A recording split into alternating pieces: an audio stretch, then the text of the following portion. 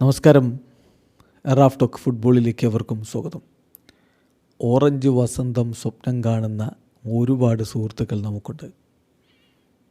നെതർലൻഡ്സിനെ വല്ലാതെ ഇഷ്ടപ്പെടുന്നവർ, നെതർലൻഡ്സിൻ്റെ world cup യാത്രകൾ വളരെ ആവേശത്തോടു കൂടി പിന്തുടരുന്നവർ, 2 വട്ടം തുടർച്ചയായിട്ട് ഫൈനലിൽ കാലിടറിപ്പോയതിൻ്റെ സങ്കടം അവർക്കുണ്ട്.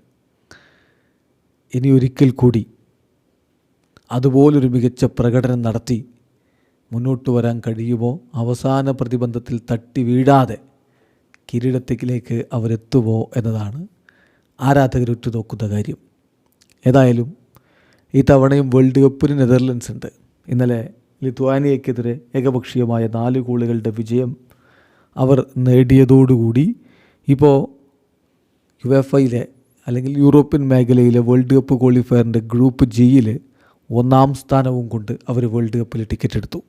8 കളികൾ, അതിൽ 20 പോയിൻ്റ് അവർ സ്വന്തമാക്കിയിരിക്കുന്നു. കൃത്യമായി പറഞ്ഞാൽ 8 കളികൾ, 6 വിജയം, 2 സമനിലകൾ, ഒറ്റ കളിയും തോറ്റിട്ടില്ല. അപരാജിതരായിട്ടാണ് വരവ്. 83.3% വിൻ റേറ്റ്. 27 ഗോളുകളാണ് അവരടിച്ചത്. 4 ഗോളുകളെ തിരികെ വാങ്ങിയുള്ളൂ. 5 ക്ലീൻ ഷീറ്റുകൾ, 37 ബിഗ് ചാൻസുകൾ അവർ ക്രിയേറ്റ് ചെയ്തു. അതിൽ 18 എണ്ണവും അവർ കൺവേർട്ട് ചെയ്തിട്ടുമുണ്ട്. 5.1 ഷോട്ട്സ് പെർ ഗോളാണ്. 13.8 shots per goal conceded. 66.6% ball പൊസിഷനുമൊക്കെ ആയിട്ട് മികച്ച പ്രകടനം അവർ നടത്തിയിട്ടുണ്ട്. സോ ഈ ടീമിനെ കൊണ്ട് കഴിയുമോ?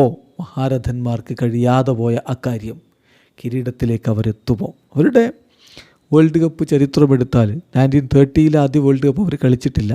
1934 1938 അവർ 9-ാം സ്ഥാനവും 14-ാം സ്ഥാനവും കൊണ്ട് തൃപ്തിപ്പെട്ടു. ദെൻ 1974 റണ്ണേഴ്സപ്പ് ആയിരുന്നു. അതാണ് ഇന്നും അവർക്ക് കൈയെത്തും ദൂരത്ത് നഷ്ടപ്പെട്ടു പോയ ഒരു കിരീടം എന്നത് അവർ കാണുന്നത്. 1978 വീണ്ടും റണ്ണേഴ്സപ്പ്. 2 തവണ തുടർച്ചയായിട്ട് വേൾഡ് കപ്പിൻ്റെ കിരീടത്തിന് തൊട്ടരികിൽ അവർ വീടുപോയി. പിന്നെ 1982 1986 അവർക്ക് ക്വാളിഫിക്കേഷൻ ലഭിച്ചില്ല. 1990 അവർ റൗണ്ട് ഓഫ് 16 കളിച്ചു, 15-ാം സ്ഥാനം. 1994 അവർ ക്വാർട്ടർ ഫൈനൽ കളിച്ചു, 7-ാം സ്ഥാനം. 1998 4th പ്ലേസിലായിരുന്നു. സെമി ഫൈനലിൽ ബ്രസീലിനോട് തോറ്റാണ് അവർ പുറത്താകുന്നത്.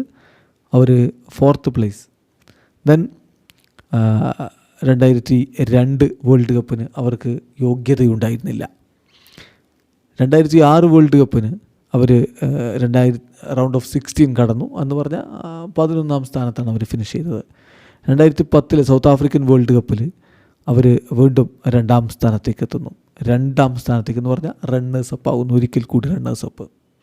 തൊട്ട് പിന്നാലെ 2014 വേൾഡ് കപ്പിൽ 3rd പ്ലേസ്. ബ്രസീലിയൻ വേൾഡ് കപ്പിൽ 3-ാം സ്ഥാനത്തുള്ള കളിയിൽ അവർ ബ്രസീലിനെ തോൽപ്പിച്ച് ഓർമ്മ ഉണ്ടാവുമല്ലോ. അപ്പോൾ 3rd പ്ലേസാണ്. 2018 അവർ ക്വാളിഫൈ ചെയ്തില്ല. 2022 ഖത്തറിൽ അവർ ക്വാർട്ടർ ഫൈനൽസിൽ വീണുപോയി, 5-ാം സ്ഥാനം. അർജൻറ്റീനയോടാണ് ഷൂട്ട് ഔട്ടിലാണ് വീണത്.